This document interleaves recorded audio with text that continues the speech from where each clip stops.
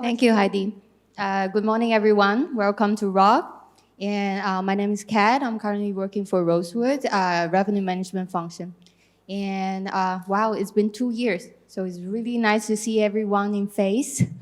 and so I guess none of us ever thought about COVID would last so long. And COVID, it has been changed the hotel industry in every aspect. So from travel demand, from consumer behavior, labor force, our salary, so on and so forth. But so what would happen after a pandemic? Now we are at this stage. And as much as we want to go back to pre-COVID, back in the good old days, I don't think the hotel industry will be ever the same. So with that, let's welcome our panelists today. So there we have Michael Marshall, Chief Commercial Officer from Minor Hotel. We have... Good morning. Thank you, Michael, for joining us. We have Armand Steinmeier. He's the VP Business Development from Ascot. Morning. Welcome. And then lastly, Pierre Marchal. He's the VP of Strategic Advisory and Asset Management from JLL. Good morning. Welcome, gentlemen. And I'm going to start with the MICE business. Looking at us, we are in this meeting room. I think it's smaller than the 2019 ROC. Correct me if I'm wrong. And we are in a hybrid mode. So what do you see about the MICE industry? Do you see, before COVID, we are having this big MICE hotels development. Do you see this is going to continue, or should our hotels really look into refunction those space? Perhaps Michael first? It's a very good question. I mean, it's great to be back in Singapore myself for the first time since November 2019. I think, when we were sort of going through COVID, we were looking at hybrid meetings and all the technology that was needed for this. And we held some hybrid meetings actually in our hotels.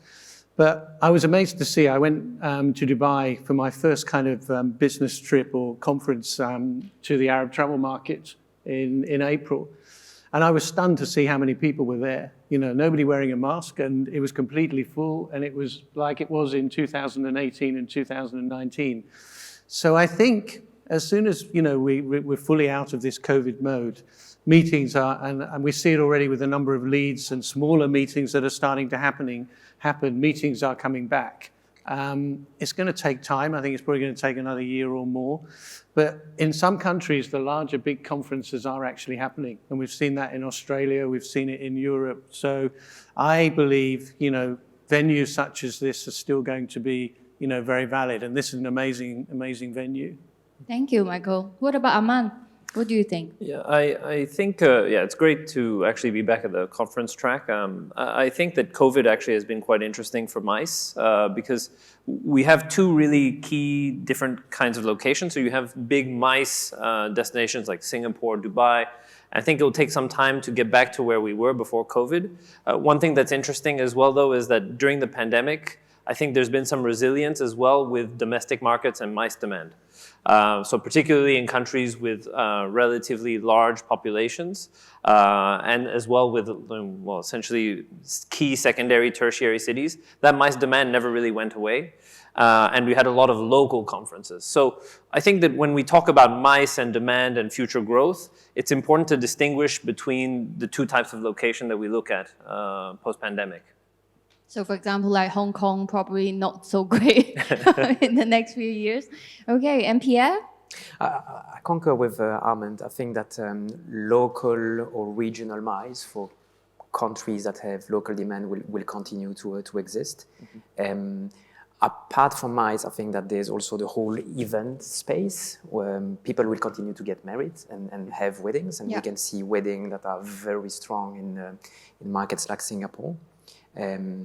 Moving forward will be more about how owners can ensure that the space allocated to MICE is able to cater to different type of events and not necessarily the big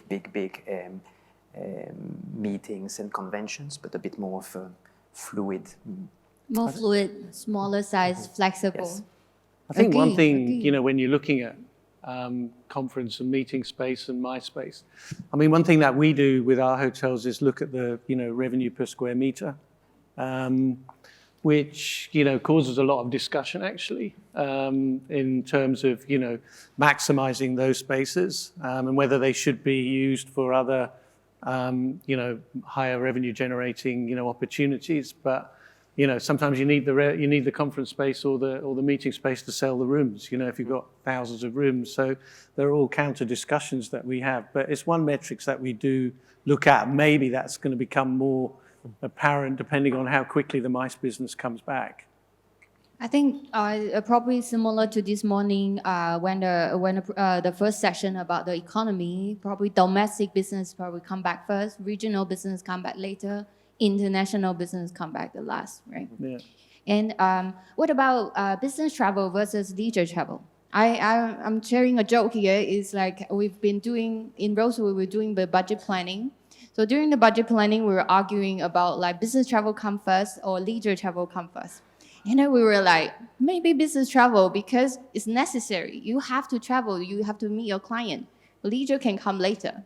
But, we can't be more wrong than that in 2022. So our resort hotels has way past 2019's performance and probably double-digit growth. And while our city hotels are suffering. So what do you think about, like, is this going to be like this in the long term? How the city hotel is going to survive through the next few years? Maybe this time, Pierre? I think that the line between leisure and business is getting much blurry, number one. Number two, I agree with you across the portfolio that we manage. Resort is back to 2019, if not exceeding 2019. Moving forward, city hotels who manage to have an interesting leisure offering will continue to strive. Those that have managed to adapt their product to staycation or regional stay will manage to continue. So this goes through F&B or any kind of other experience that they can provide on site. So the city hotels need to look into provide a unique experience to the customer, just besides just a hotel room. Yes, it will also be a way for them to hedge their risks, because when you look at properties that are leisure focused, 100% leisure, they didn't really see a lot of downside as soon as the pandemic was somewhat stabilized, while city hotel or corporate hotels were much more subject to ups and downs and opening, reclosing, reopening, reclosing. Do you see like in your the hotels under your management, like do you see anything they do that is super interesting that makes a difference?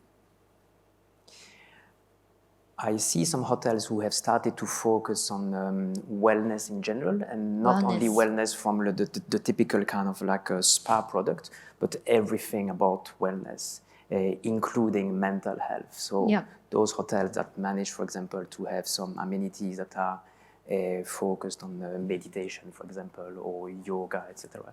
Those are probably ahead of the pack. And what about Aman? What do you think? Yeah, I actually, to Pierre's point, I think that we talk a lot about revenue optimization, and I think one of the first steps is really how to build an asset which is resilient and can adapt, right? So I think during the pandemic, assets which basically had more ability to change and transform, they were more resilient. Now, in terms of activation, I think that right now we're in a period of high demand. What I think in terms of future growth is that if you look at key city locations, that mixing of business and leisure, people have talked about quite a bit, but how does it actually take place in a property, I think is with the teams in place and how they can activate it, right? So we have, for example, Life as co-living in Singapore. What you see is that there's a lot of activatable space, right? So it could be through events, it could also be through just generally the mood and the people that we bring in to activate lobby, meeting spaces, and also public areas. Second one, I think, is, again, when we look at MICE, going back to the earlier question, is before you would have very sort of dedicated spaces. It could be meeting rooms, ballrooms, but now outdoor spaces can also be activated as revenue generators. So this could be for weddings, could also be for an event such as this. So I think making use of all these aspects is very important to take on board in an early stage of development, to work as well with what we see today in the key trends, and also to find space to be able to make it modular, essentially. Okay. And Michael? Yes, I mean, when we were going through the whole COVID, many of the forecasters and everything said, okay, business travel, it's not coming back. We're all going to be doing everything, through Teams, which was all great, or Zoom. But, there comes a point where you need to meet face to face, especially if you're going to get that big deal, or you're going to keep that contract, or you're going to keep the relationship. So we're seeing business travel coming back, but it is coming back slowly. Leisure is leading the way. Even in Europe, for example, we have a lot of city hotels with the NH brand, which were predominantly corporate business hotels in city centers. We've got like 30 hotels in Madrid. But we're seeing leisure is leading the way, even in some hotels that were traditionally just business hotels. But the business travel is starting to come back. And I believe it will come back, maybe to 75% of where it was.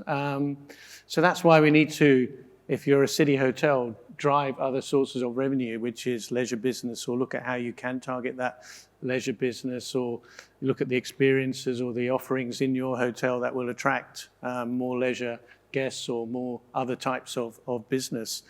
And I think for new projects, yes, I mean, one of the things for our city hotels now, we look at more long stay opportunities. So we've just opened a big Avani on the edge of the Palm in Dubai. And with that one, we've built a lot of the inventory with kitchens or kitchenettes and things like this, so we can attract long stay, which may only be a few weeks or a month, but it gives you different opportunities rather than just a solely room product. So I think things are going to involve mixed use, et cetera, but I don't think business travel is dead, but I think it's coming back. But a lot of the TMCs will tell you it's coming back completely full. Well, I don't believe that, but it is coming back. But corporates are being careful. They've saved a lot of money over the last 2 years in corporate business travel. So I think many of those CFOs want to keep saving that money. But business needs to be done. But one of the challenges, of course, now is the approval process that a lot of people have to go through in order to get their trip approved. So that makes it more difficult. So frequency, I think, will be a thing where people will do the business trips, but instead of doing 4 to see one client, they might do 2 or something like this. Yeah. That's interesting. So for city hotel, we need to look into long stay. We need to accommodate the customers, take care of their mental health, physical health. We need to multifunction. No, but what about resort?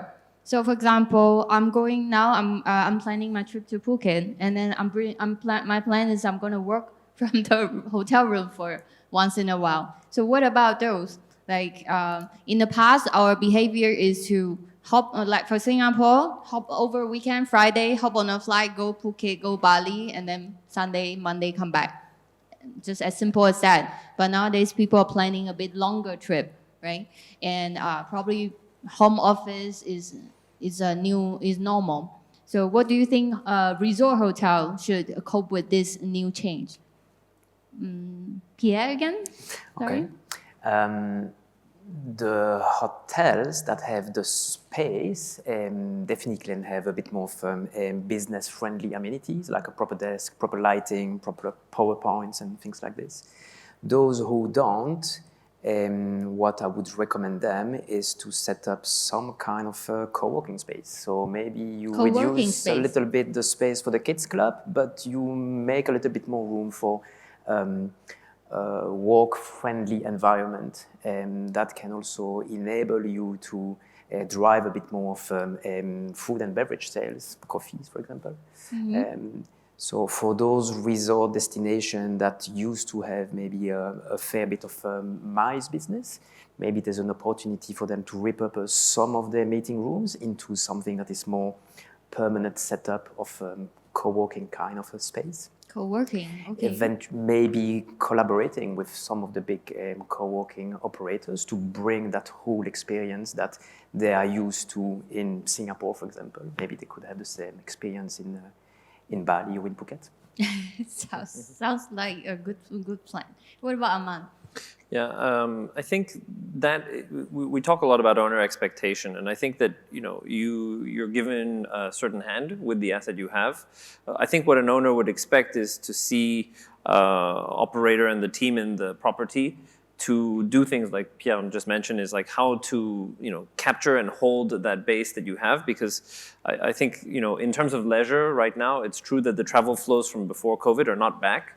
So if you can tap on regional travel and then really put people in leisure destinations, hold them for a month and a half, that will really provide us a good cushion for your owner in various resort destinations. But again, a lot of those assets that were built pre-COVID are not necessarily geared to the kind of traveler and the expectations that they have today from maybe 2 years ago. Those that are a bit bigger, which have a mix of villas and large swimming pool, big spaces, it's true then it just takes a bit of money just to convert it and really hold on to it. But that may just be to tide over for the next year, 2 years, because I think that leisure destinations, they will transform as well a bit with COVID, and now we're seeing a bit of revenge travel, as well as that sort of grace period where a lot of companies are okay with full-time remote work. I think we have to wait and see where the pieces fall, but from an owner expectation point of view, I think they expect the operator and the team in the property to have creativity and adaptability, just to really capture and hold that demand. And Michael, what do you think? Yeah, it's a very interesting question, actually. I mean, resorts, we have a lot of resorts under the Anantara brand and the Avani brand. And, we've seen the pent-up demand coming back very strongly, in many of our destinations. Started first with the Maldives and the UAE. And some of the things, that we've seen are that our higher room categories sell first. Our residences, our villas, pool villas are it. Everybody's been stuck at home or whatever. They've saved some money, they want to go, pool villa. We sell pool villas like crazy. And, I think there's some interesting trends here. When pre-COVID, we used to sell all the entry category first with people who booked long term. All the Europeans used to book 1 year in advance or 9 months ahead or whatever. It's complete reverse now. Everybody's booking short lead times, prepared to stay longer, like we've all mentioned. So then when they stay longer, there's the opportunity to keep them in the hotel more. So your resort has to become more of a destination. And so we've had to look at all our experiences, our local experiences, our F&B offerings particularly, because some people who are coming back who've been before, and the hotel's been open for 10 years, need to see something different so that you'll keep them in the hotel spending more. Wellness is a big issue and a big area and a big opportunity.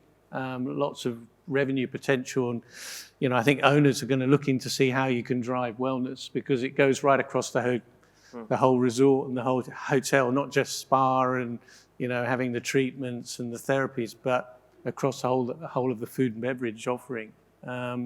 So I think there's lots of opportunities and lots of revenue optimization chances in People resorts. are willing still. to spend, right?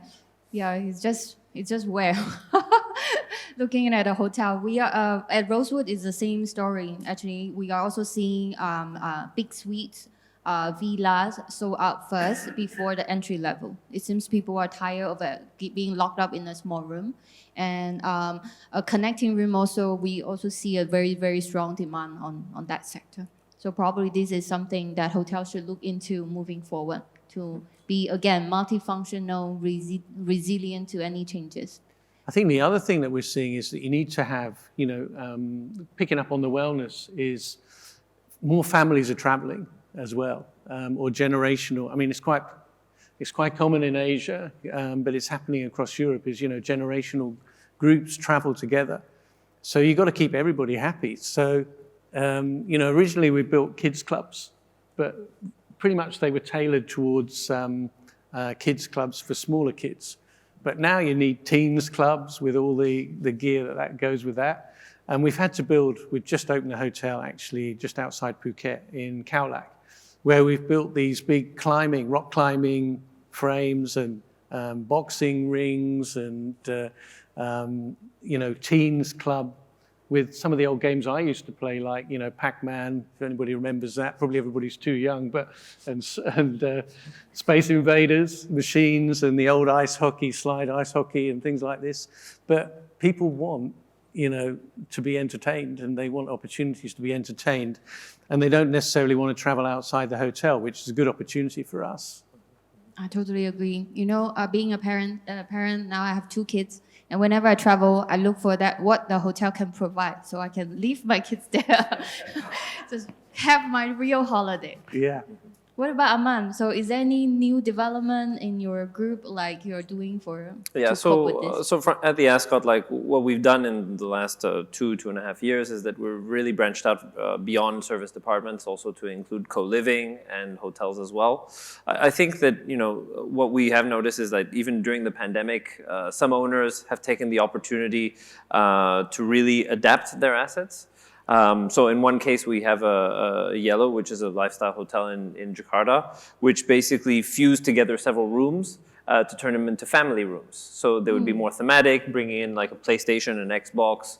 The parents have one area. So I think that we are sort of, I think in different markets, it's important to be reactive to what you see, to cater to essentially regional travel first. I think you'll have some global travel, but again, I think when people come in from Europe, multi-generationally, it's harder to predict because maybe a French family has different requirements than, let's say, a Swedish family. And to really get that right for like the big destinations like Bali, Phuket, I think it's better to really stick to, like the bigger room categories where people can make what they want.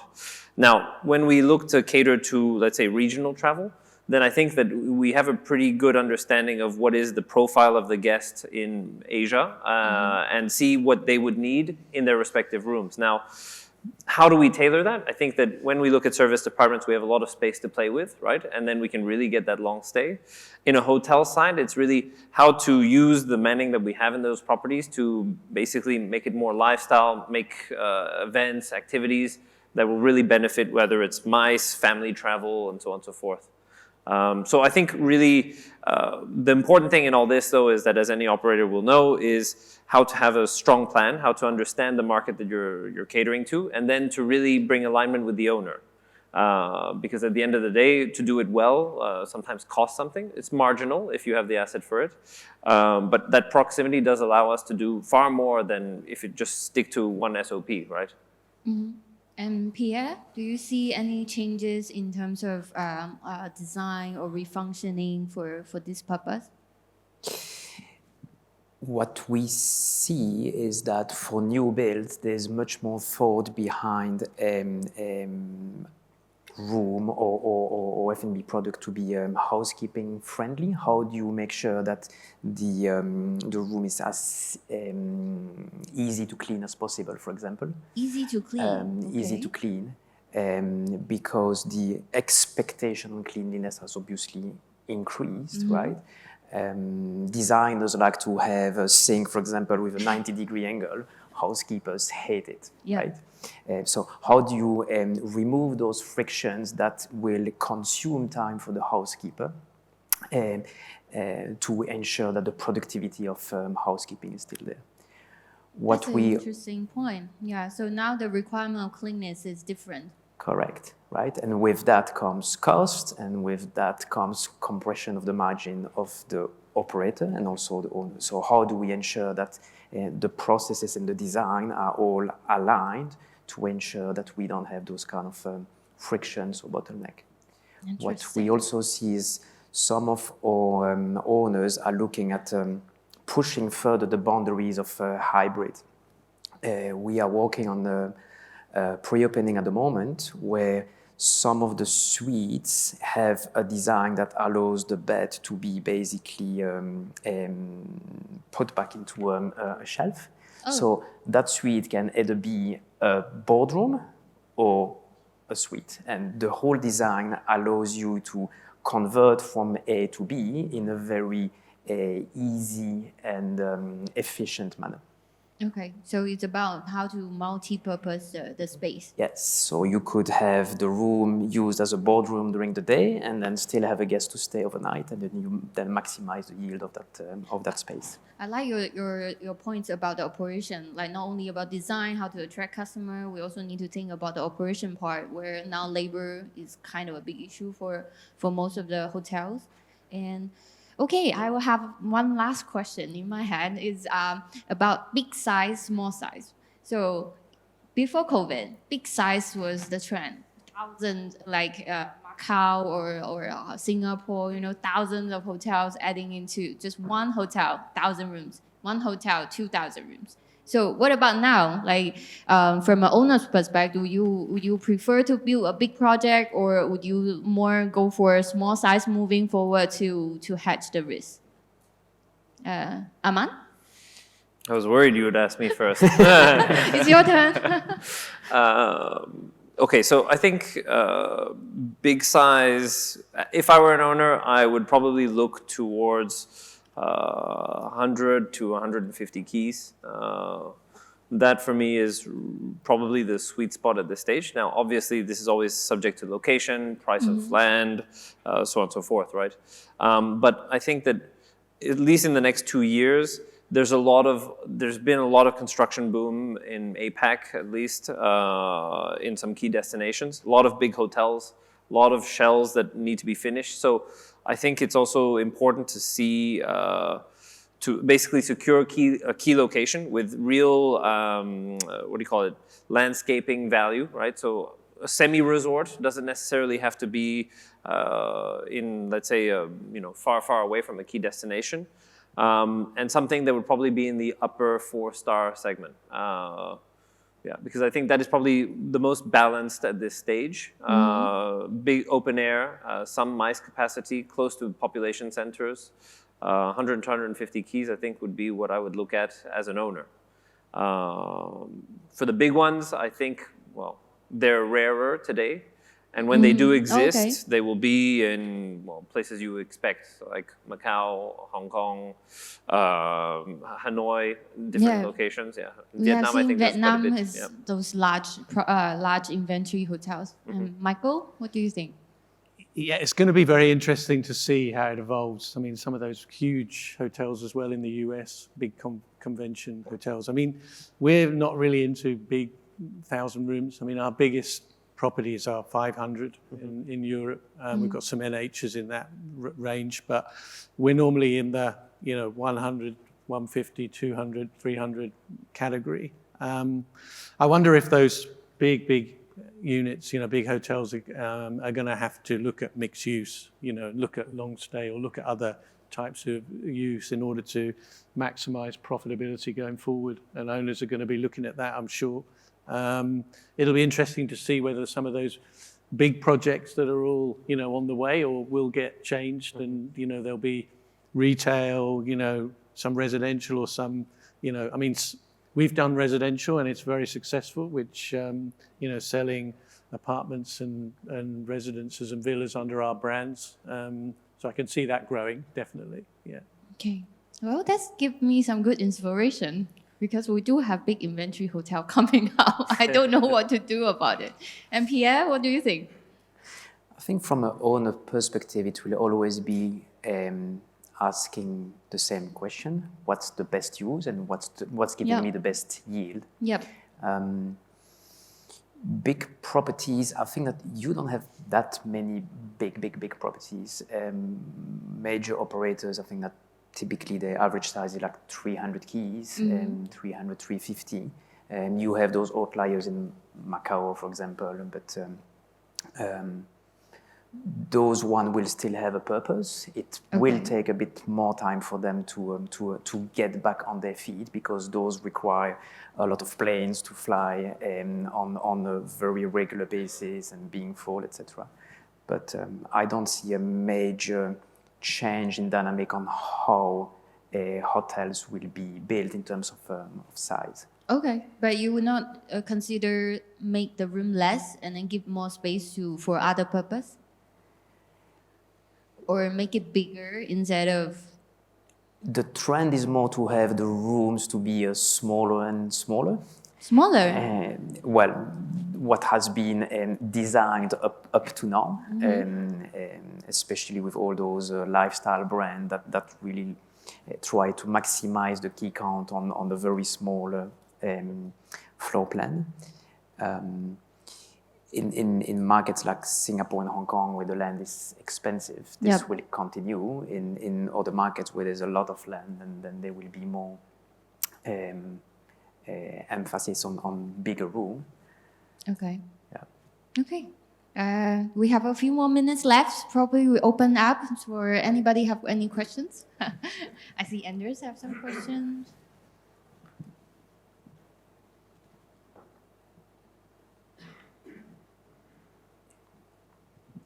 Yeah, I have a question again. What about the perspective when you think about the future? It's like here in Singapore, Raffles is 135 years old. And are you thinking about the next 10, 20, 30 years when you talk about smaller rooms, larger rooms, number of keys, and those kind of things? What's your perspective on the time into the future? Oh, that's a good question. For me, I'm more looking at 5 to 10 years, that kind of range. I don't think COVID will be away, and now we have monkeypox and whatever it is popping up. So probably to me is 5 to 10. What about the gentleman? Yeah, so for myself, I think there's two aspects, right? Is that as an operator, I have to think about the next 10 years or so. So, we cannot steer away from trends like smaller room sizes because the cost of construction is a very real thing. Now, the balancing is that I think that we have to have a discussion with the owner because different owners have different interests. Some may think 30, 40 years into the future because they're families and they want to retain the asset and all. And then these ones can really afford to be patient capital, right? But I think that really our job, my job specifically, is to talk really to the owner and what is their interest, right? Because sometimes if they want to flip within 7, 8 years, it doesn't matter that I can anticipate or make it so modular that your asset will have value in the next 20, 30 years because they won't care. So I think identifying the care and the patience that they have is really the number one thing to determine what is the right asset for them. Because I think a lot of owners that I know as well, they will accept that, for example, a market right now can only take 150 rooms, right? And you can talk to any sales revenue and say 150 max. But then I can say to this owner, this city has grown this way for the last 20, 30 years. If you build 150 now, you will regret it within 5 to 10 years, right? You'll say, I should have added 100 rooms or 50 rooms. And so then it's an owner's decision whether or not they anticipate that. Because as you know, once you build 150 rooms, adding 100 on top of it is complicated. So then you say, look, you can do this, your occupancy will be low for this much time. If you're ready to stomach that, then future-proof it, So I don't know, I hope that answers your question.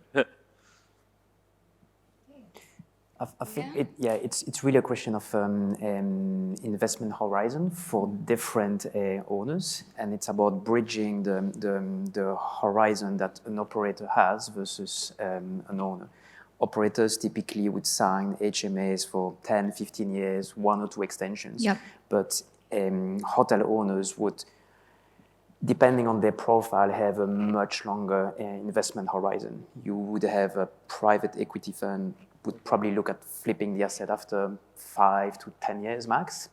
But you have family offices for who it's important that the hotel is built on the freehold and it will be passing through generations and generations and generations.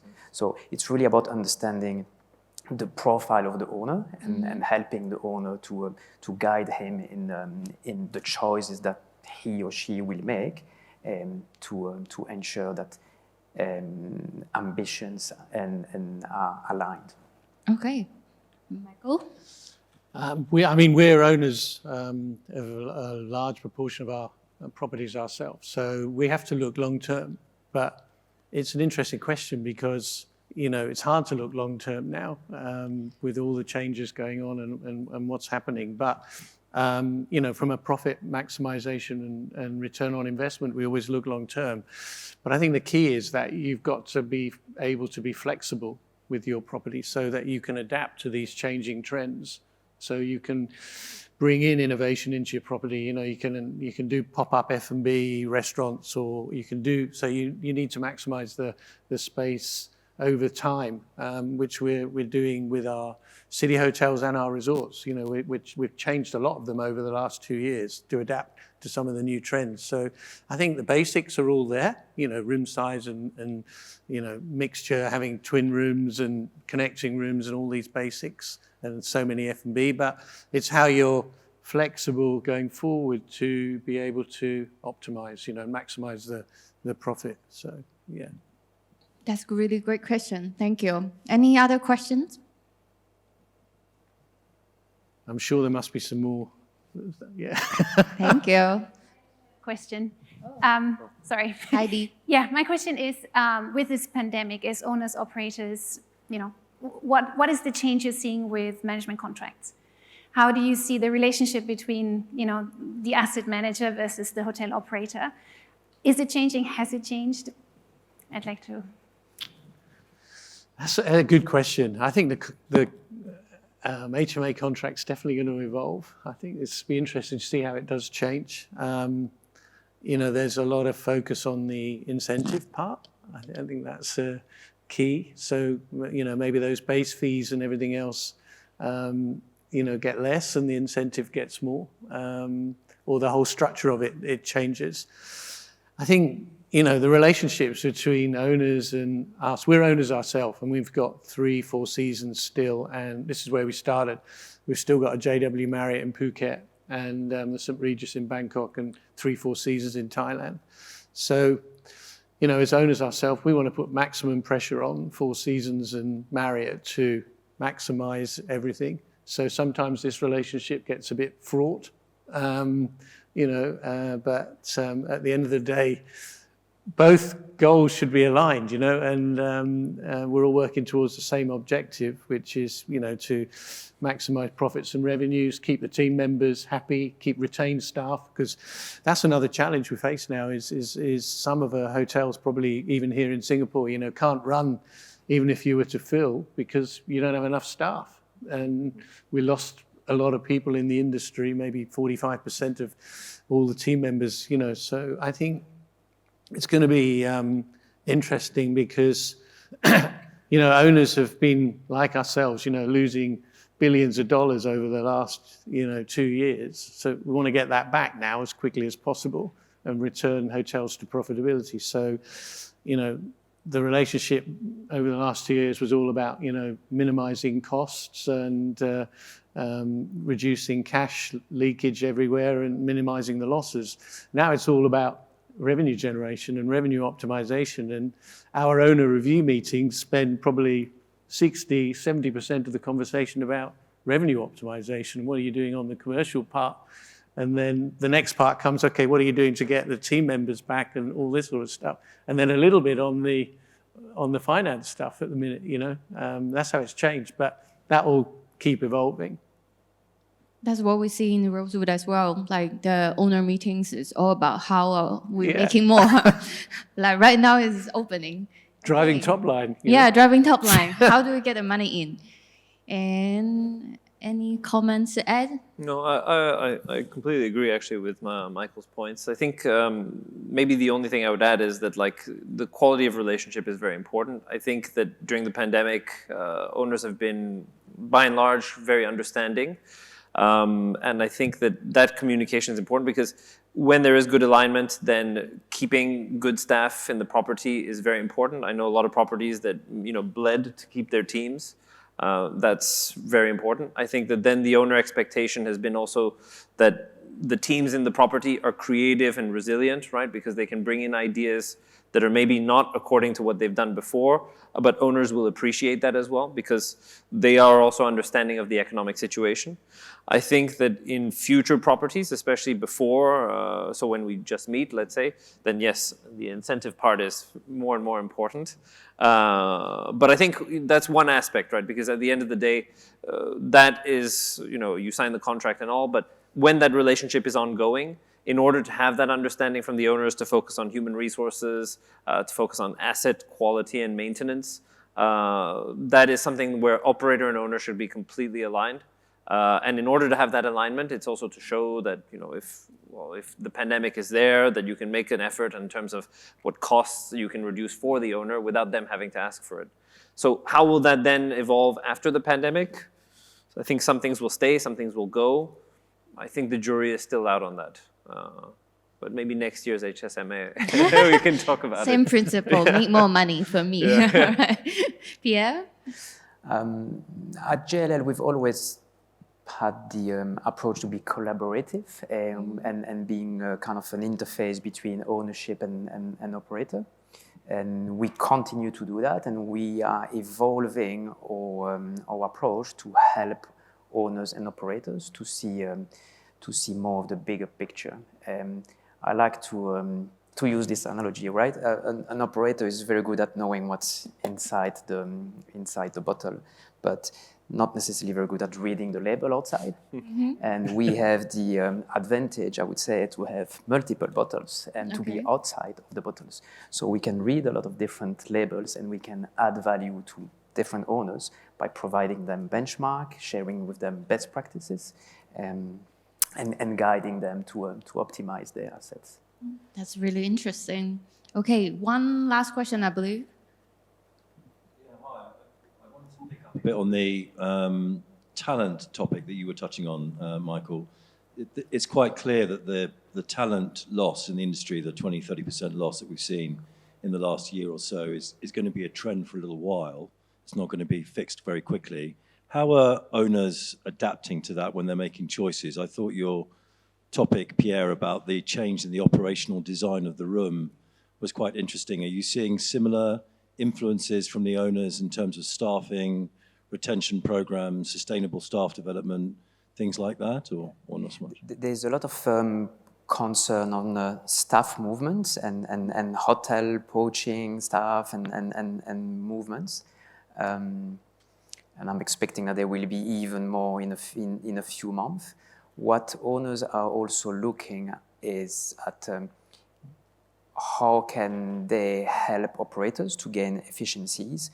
How can we help operators to digitalize some of the processes? So I know of some hotels that still request a guest to fill in a reg card with pen and paper, right? This is something that probably can be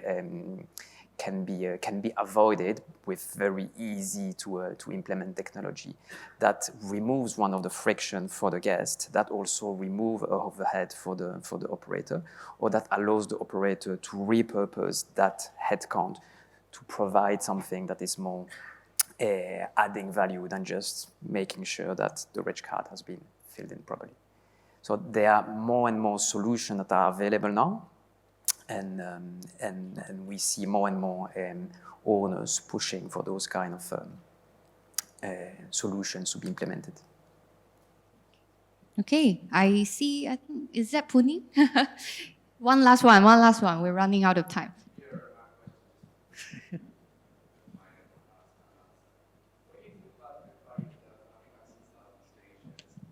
Got up a lot of steam in the rest of the world, but in Southeast Asia, what do you think is going to happen with third-party hotel management contracts? Do you think the brand franchises would exist and a third-party hotel management company is going to manage it, like it's gathering in quite a few other places? I'm sorry, I didn't catch yeah, the... Yeah, probably The you can ask. third-party hotel management contracts, what do you think are they going to grow at a steady pace in Southeast Asia or not? Third-party hotel contracts is where I come as a service operator. I manage the day-to-day. The brand just gives the franchise, brings in the demand, and then the third part is the ownership on one side. So third-party hotel management contracts, what do you think is going to happen? We see that a lot of the big boys are now focusing their development on franchise contracts.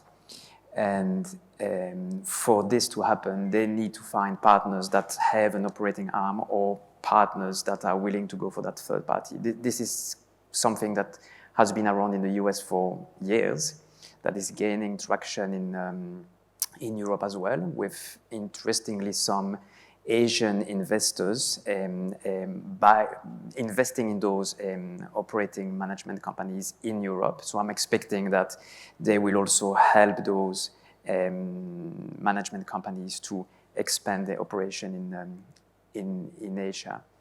It will really depend on what kind of pipeline is available for franchise properties, either constructions, new build, or conversions.